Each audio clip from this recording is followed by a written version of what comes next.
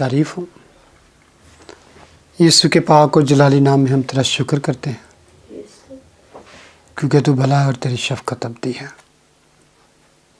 तेरा शुक्र करते हैं गुज़रे सारे वक्त के लिए, सारी तेरी हिफाजत के लिए, निगहबानी के लिए तूने हमें संभाला। खुदा आज की शाम को तेरे हाथ में देते हैं, इस कलाम को तेरे हाथ में देते हैं जो तेरा ही कलाम है। इसको पढ़ने, सुनने, समझने और इस पर अमल करने का फ़ज़ल अता कर। जितने हमारे साथ आज शामिल हों उन सब के लिए तेरी हिकमत दनाई और तेरे पाक रूह का मसा मांगते हैं। आज के इस कलाम के वसीले से हम सबको बरकत देना।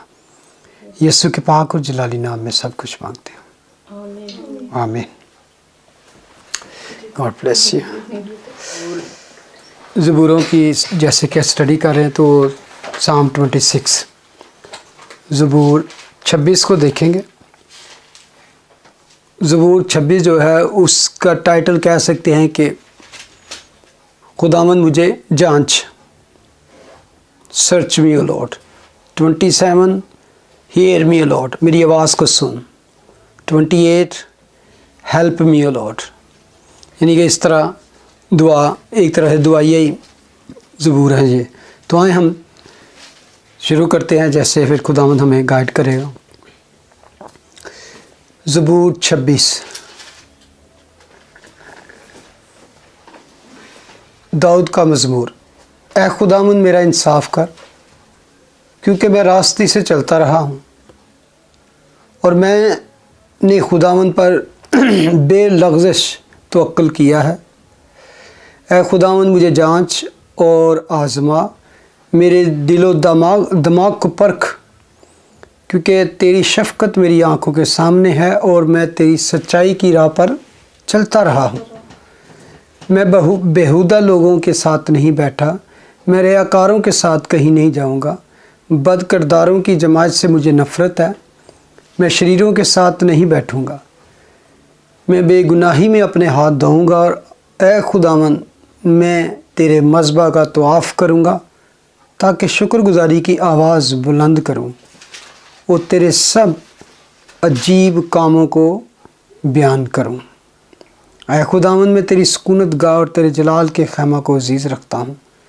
मेरी जान को गुनाहगार के साथ और मेरी ज़िंदगी को खूनी आदमी के साथ ना मिला, जिनके हाथों में शरारत है और जिनका दहना हाथ रिश्वतों से भरा है। पर मैं तो रास्ते से चलता रहूँगा, मुझे छुड़ा ले और मुझ पर रहम कर। मेरा पाँव हमवार जगह पर कायम है, मैं जमायतों में खुदावंद को मुबारक कहूँगा, आमीन। मैं जब ये स्टार्ट ही इसको शाम को करता हूँ तो मैं कि किस तरह इंसान कोई अपने आप को इस तरह खुदा के हजूर रख सकता है कि जज मी ओ लॉर्ड, एग्जामिन मी ओ लॉर्ड, टेस्ट मी ओ लॉर्ड। क्योंकि खुदा का कलाम कहता है कि कोई भी इंसान जो है वो नेक नहीं है, कोई भी उसके स्टैंडर्ड को पूरा नहीं कर सकता जो खुदा का एक स्टैंडर्ड है। लेकिन यहाँ पर वो बड़ी दिलेरी से कहता है जांच मुझे, टेस्ट मी ओ लॉर्ड, जज मी ओ लॉर्ड। मैंने खुदावंद पर बेलग़ज़िश तवक्कुल किया है। दूसरी आयत पढ़े जरा। Prove me, O Lord, and try me. Test my heart and my mind. ये वो साम 139 की गूंज इसमें लगती है ना, जो हम अक्सर कहते हैं मेरे दिल को पहचान, मुझे जांच और आज़मा, मुझ में कोई बुरी रविश तो नहीं। तो ये उसी तरह का, और इस तरह है कि जैसे अपने आप को खुदा के तफ्तीश के इन्वेस्टिगेट भी पेश कर देना कि देख मैं मुझे आज़मा। और वो यहाँ जो आज़माने का और परखने की बात आई है, ये इस तरह जैसे सोने को परखा जाता है। तो सोने को पता है किस तरह एग्जामिन किए थे, तो उसको प्योर करने के लिए आग की भट्टी में डाला जाता है। तो वो पिघल के जो भी उसकी ख़राबी, कमी, कमज़ोरी है वो सारी ख़त्म हो जाती है। तो जब बाद में उसको छाना जाता तो फिर वो प्योर गोल्ड। तो जब कोई कहे कि खुदावंद मुझे सोने जैसा खालिस बना दे, तो इसका मतलब है आप कह रहे हो कि मुझे सोने की आग की भट्टी में से गुजार। तो खुदा ऐसे करता है अपने लोगों को, अगर कोई प्योर कर रहा है। और ये मैं कहता हूँ बड़ी दलेरी की बात है कि वो खुदा को कह रहे हैं कि तू मुझे आजमा और मुझे परख दिलो दिमाग को, इधर भी देख मुझे। और ये बड़ी ही डेंजरस बात हो सकती है किसी आदमी के लिए भी कि, और किसी ने लिखा कि बड़ा कि वो असल में कह रहा है कि मैं तेरी इबादत, तेरे शरीयत उस पर इतना खालिस होकर चल रहा हूँ कि खास के मेरे दिल में कोई विंडो होती तो मैं कहता खोल के तो चेक कर लो, अंदर झांको, लुक इन साइड में, मैं कितना प्योर हूँ, कितना साफ हूँ। तो ये असल में वो कह रहा है कि खुदावंद तू मुझे जांच। और मैं समझता हूँ कि दाऊद अपना जिस तरह का भी शख्स था, वो अपने आप को कोशिश करता है कि मैं खुदा के उस स्टैंडर्ड तक अपने आप को लेके जाऊँ। और यही बातें थी जो उसको बनाती हैं कि जो खुदा ने कहा कि मुझे मेरे दिल के मुताबिक बंदा मिल गया है। अगर मैं जब इस पे गौर कर रहा था तो मुझे साम 1 याद है, ज़बूर, पहला ज़बूर ज़रा निकाल लें। ज़बूर 1, तो उसकी पहली आयत अगर पढ़ें तो आपको लगेगा जैसे सिमिलैरिटी समथिंग इसमें है। मैं उसकी पहली आयत पढ़ता हूँ, उसमें लिखा है, मुबारक है वो आदमी जो शरीरों की सलाह पर नहीं चलता और खताकारों की राह में खड़ा नहीं होता और ठट्ठा बाजों की मजलिस में नहीं बैठता। मैं जब इस पर सोच रहा था तो मुझे लगता है कि जब ये साम रिकम किया गया है, साम 26, तो उसके माइंड में ये बातें हैं खुदावन के कलाम की। बेशक उसके थ्रू ही खुदावन ने ये लिखा है, लेकिन उसके जहन में यही है, उस हालत में, जिस हालत में ये लिखा गया, तो वो अपने आप को रखता है कि मैंने इस पे अमल किया है। तो इसको सामने रखते हुए वो यहाँ पे आता है तो कहता है खुदावन मेरा इंसाफ कर, क्योंकि मैं रास्ते से चलता रहा। क्या ख्याल है, हम कर सकते हैं इस तरह कि जज मी लॉर्ड? तो यहाँ पे वो कहता है खुदावन मेरा इंसाफ कर, क्योंकि मैं रास्ते से चलता रहा हूँ। वो जिस तरह हम देख रहे हैं कि ज़बूर 1 में उसने एक स्टैंडर्ड सेट कर लिया ना कि ये जो इस बंदा उसका स्टैंडर्ड ये है, तो मैं ये अपने कर रहा हूँ, तो इसलिए वो खुदा को मतलब एक किस्म का जस्टिफिकेशन दे रहा है कि अगर तुम बिल्कुल इंसाफ कि तेरा जो मतलब कि स्टैंडर्ड है, मैं उसके मुताबिक चल रहा हूँ, देख ले मेरी लाइफ ये किस तरह। यहाँ पर यही है ना कि जो शरीरों की राह पर नहीं चलता, खताकारों की राह में खड़ा नहीं होता और ठट्ठाबाजों की मजलिस में नहीं बैठता। तो ये पहली आयत जो है एक विकट आदमी, शरीर आदमी, बुरे आदमी, बदकार आदमी के बारे में लिखा है। जब हम ये पढ़ते हैं जो शरीरों की सलाह पर नहीं चलता, इट्स मीन काउंसल, मशवरे, मंसूबे, प्लान्स जो बुरे लोग मिलकर करते हैं। तो पहला लफ्ज़ ही शरीरों पर जो लिखा है, मुबारक है वो आदमी जो शरीरों की राह, बल्कि आगे जाके वो कहता है क्योंकि शरीर अदालत में कायम न रहेंगे, बल्कि वो भूसे की मानद है जिसे हवा डाली जाती है, शरीरों की राह नाबूद हो जाएगी। खताकारों की राह में नहीं खड़ा होता। ठट्ठाबाज, मौकर, ऐसे लोग, अगर आज मैं आपको से पूछूं कि ठट्ठाबाजों की मजलिस कैसी होती है तो क्या कहेंगे आप? ठट्ठाबाज दूसरों का मजाक उड़ाते हैं जब, और मैं समझता हूँ ये स्टार्ट पता है किस तरह से होता है, खुद को अच्छा समझते हैं दूसरों को, जब हम ज़्यादा जोक वगैरह शुरू करते हैं। क्या ख्याल है, ऐसी महफिल में फिर हम एक दूसरे पे ठट्ठे भी करते हैं, और ऐसी मजलिस में अक्सर इस तरह की ख़ता हो जाती है कि हम, यानी ठट्ठाबाजी होती है ना इसमें, एक दूसरे की किसी के ऊपर एक फ़िक्रे कसने या उसको मजाक बनाना किसी का। तो वो कहते हैं ऐसे उनकी महफिल में नहीं बैठता। कभी कभी बहुत अच्छे दोस्त होते हैं जिनकी कंपनी से, जिनसे जान छुड़ाना कई दफ़ा मुश्किल हो जाता है। क्या ख्याल है? अच्छे दोस्त हो सकते हैं लेकिन उनकी आदतें अच्छी नहीं हो सकती। हो सकता है कि बहुत पुराने दोस्त हैं, बहुत पुरानी दोस्ती है, इकट्ठे पले बड़े हों, इकट्ठे काम करते हों, इकट्ठे कोई गेम करते हों, लेकिन इट डज़न्ट मीन कि जो आपके साथ साथ पला बड़ा है, जिसकी एजुकेशन हासिल की है या जो आपके साथ है, तो वो सारे ही अच्छे भी हों आपके। एक टाइम में आया, आपने अपनी आदतें छोड़कर खुदावंद को अपनी ज़िंदगी दे दी, आपने अपनी राह चुन ली, तो ऐसे दोस्तों से कभी कभी छुटकारा थोड़ा मुश्किल होता है, ऐसी कंपनी से।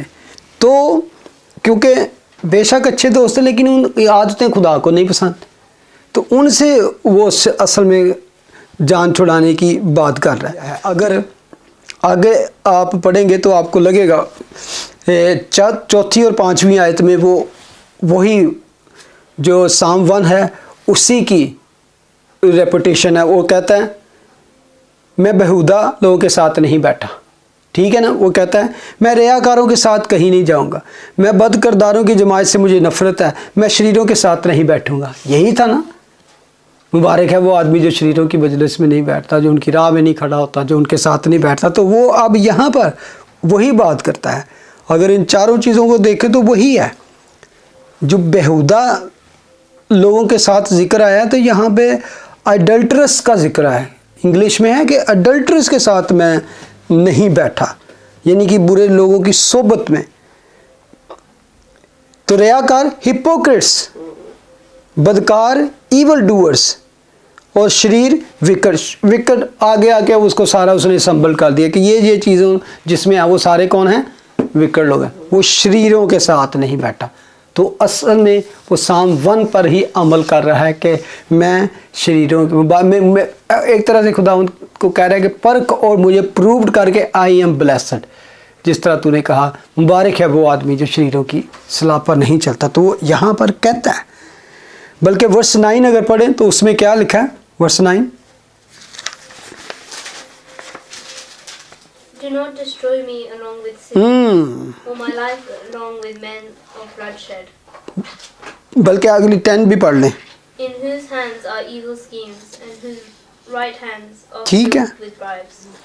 वो यही बात करके तो असल में वो खुदा से कह रहा है कि मेरी जान को गुनाहगारों के साथ, यानी शरीरों के साथ, मेरी ज़िंदगी को खूनी आदमी के साथ ना मिला, जिनके हाथों में शरारत है और जिनका दहना हाथ रिश्वतों से भरा है।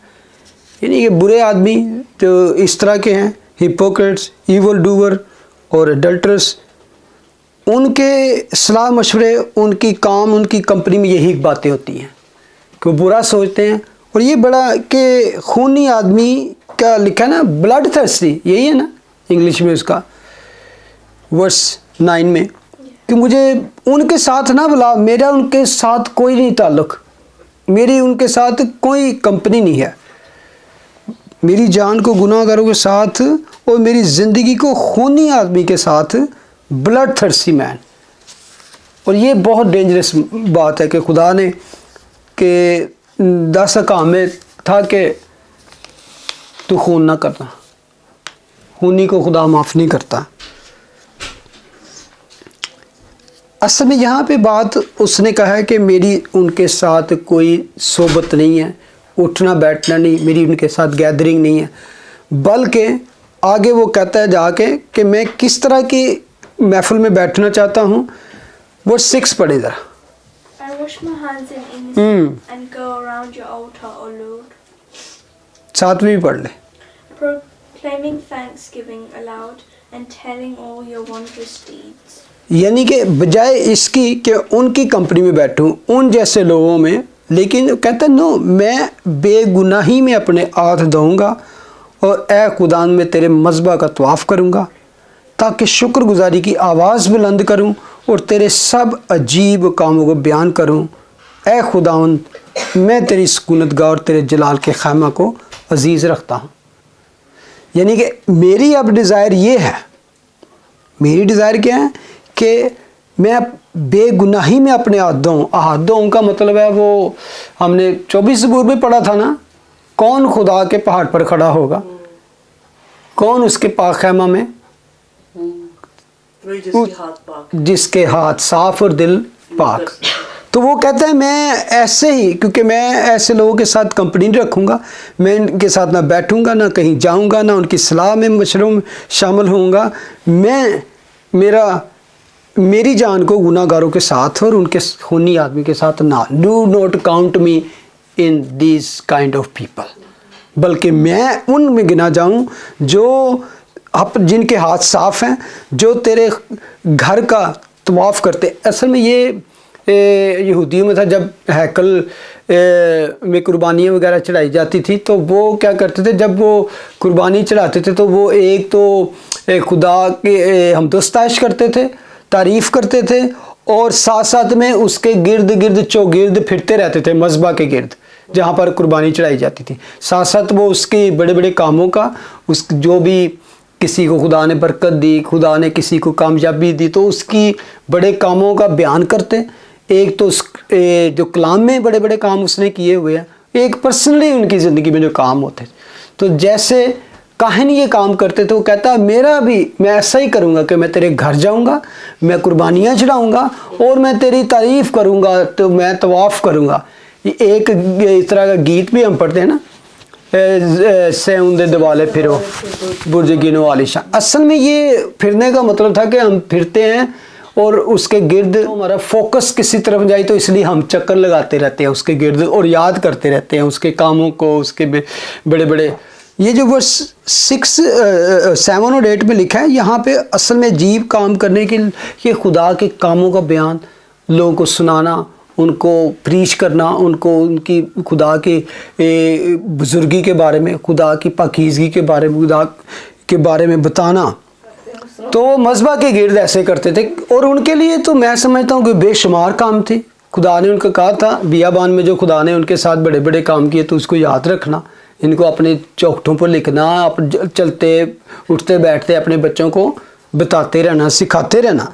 तो और ये उस वक़्त ही हो सकता था जब आप वहाँ पे जाके कुर्बानी चढ़ाते, जब आप साफ़ हो, पाक हो, तो खुदा के सामने होने के लिए आपकी ये हालत होनी ज़रूरी थी। तो कहते हैं मैं बेगुनाही में हाथ धोऊंगा, सब तो पहले तो मैं आप साफ़ तेरे मज़बा का तवाफ़ करूँगा। आगे आके एक बात करता है कि मैं क्या करूँगा, वर्ष आखिरी इसकी वर्ष पढ़े ज़रा। मेरा पाँव हमवार जगह पर कायम है, मैं जमातों में खुदा में ठीक है। मुबारक कहूँगा।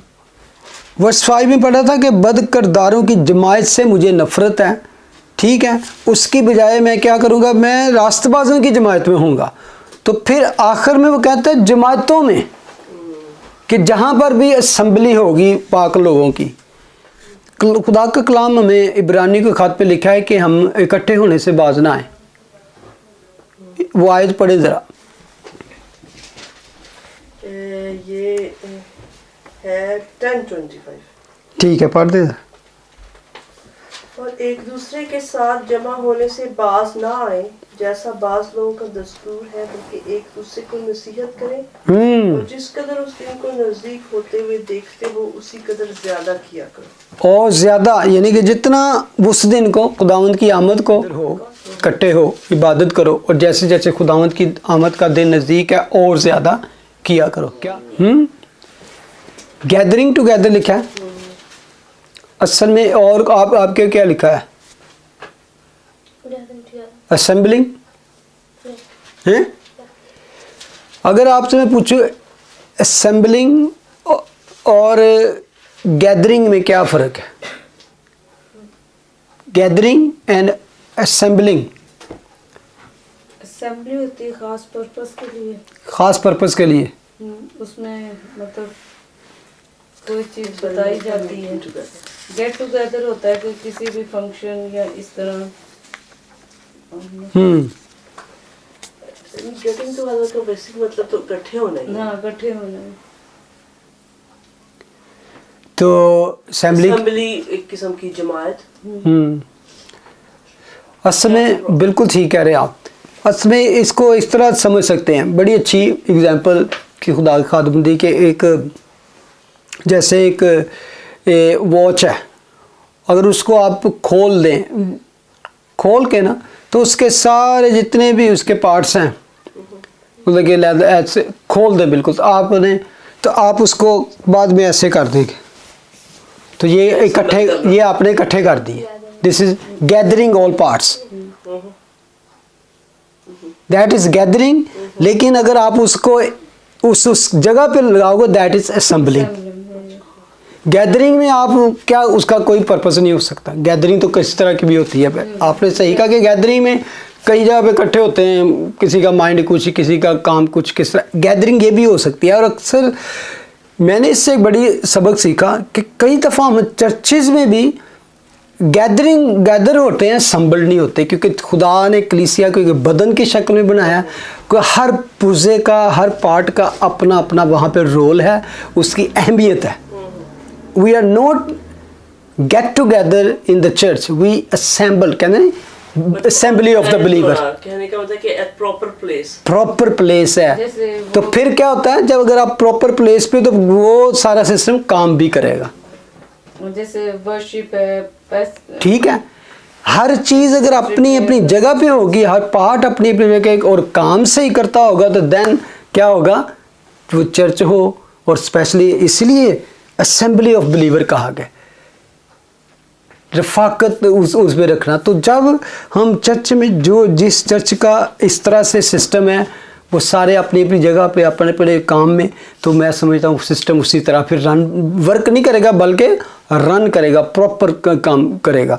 तो इसमें हमें ये सोच हमेशा देखना चाहिए कि हम खुदा की असेंबली में जाएं तो दाऊद की तरह हो कि मैं खुदावन के घर में, उसके मज़बा पर तवाफ़ करूँगा, शुक्रगुजारी की आवाज़ बुलंद करूँगा, तेरे सब अजीब कामों को बयान करूँगा। ऐ खुदावंद, मैं तेरी सुकूनत गाह और तेरे जलाल को, खैमा को अजीज़ रखता हूँ। अगर उसके ज़बूर, दाऊद के अक्सर ज़बूर में ये बात ज़रूर हम पढ़ते हैं कि उसको खुदा के खैमे और खुदा के घर से कितनी मोहब्बत है। ऐ खुदावंद, मैं तेरी सुकूनत गाह और तेरे जलाल के खैमा को अजीज़ रखता हूँ। असल में जब तक हैकल वहाँ पे मौजूद थी, तो वहाँ सुकूनत गाह थी जहाँ पे खुदा की हुजूरी होती थी, तो वहाँ पर हर कोई जा नहीं सकता था, क्योंकि वहाँ पर वही जा सकता है जिसके दिल प्योर और उसका हाथ साफ हो। गुनाहगार कोई भी अपने दिल में ऐसी बात लेकर उसके हुजूर में जा नहीं सकता था। तो इसीलिए खुदावंद के सामने उसकी ये ख्वाहिश है, ऐ खुदावंद, मैं तेरी सुकूनत गाह और तेरे जलाल के खैमा को अजीज़ रखता हूँ। तेरी सुकूनत गाह, जहाँ खुदा की सुकूनत है, जहाँ खुदा रहता है, जहाँ खुदा बसता है, और तेरे जलाल के खैमा को अजीज़ रखता हूँ। ठीक है, दाऊद के दौर में वो सिर्फ खैमा ही था, सुलेमान के दौर में हैकल बनी ना, तो तब तक वो हैकल खैमा की सूरत में थी, क्योंकि खुदा ने उसे मना कर दिया था कि तू नहीं बना सकता इसको। बल्कि आगे भी वो कहता है, मैं तो रास्ते पर चलता रहूँगा, मुझे छुड़ा ले, मुझ पर रहम कर। आखिरी आयत में, मेरा पाँव हमवार जगह पर कायम है, मैं जमायतों में खुदावंद को मुबारक कहूँगा। मेरा पाँव हमवार जगह पर कायम है। जब यहाँ पे वो जिक्र करता है ना, मेरा पाँव हमवार जगह पर कायम है, आज के दौर की तरह वहाँ पर जो रास्ते और आमदोरफ्त की जगह थी, इस तरह आज की तरह नहीं थी। साइड्स वॉक और बड़े हमवार रास्ते नहीं थे। हमवार रास्ता का मतलब क्या है कि पहाड़ी रास्ते थे। इसराइल वैसे भी पहाड़ी मुल्क है, और बड़ी मुश्किल से रास्ते सीधे बनाए जाते थे, हमवार रास्ते। वो हमवार रास्ते में का फ़ायदा ये होता था कि जल्दी आप चल सकते हो, दौड़ सकते हो, वरना जब टेढ़े मेढ़े और ऊंचे नीचे रास्ते हो तो वहाँ पे चलना दुश्वार होता था। लेकिन वो कहता है, तूने मुझे हमवार, मेरे पाँव को हमवार जगह पर कायम किया है। तो हमवार जगह पे कायम भी रह सकते हैं, डगमगाते नहीं हैं आप, वहाँ पे सॉलिड हो के खड़े हो सकते। मैं जब की आसर, खुदावंद तेरा शुक्र, तेरी हमद, तेरी तारीफ़ हो, तेरे कलाम के लिए हम तेरा शुक्र करते हैं। बेशक खुदावंद तू भला है। Thank you lord, thank you, in Jesus name we pray, amen. हमारे बाप तू जो आसमान पर है, तेरा नाम पाक माना जाए, तेरी बात चाहता है, तेरी मर्जी जैसे आसमान पर पूरी ज़मीन पर। हमारे रोज़ की प्याज बख्श दे, जिस तरह अपने कसूरों को माफ़ कर दे, तू हमारे कसूर माफ़ कर। मैं आज़माइश में न पड़ने दे, बल्कि बुराई से, कि बादशाह कुदरत और जलाल हमेशा तेरे हैं। आमीन। God bless you. Thank you for coming.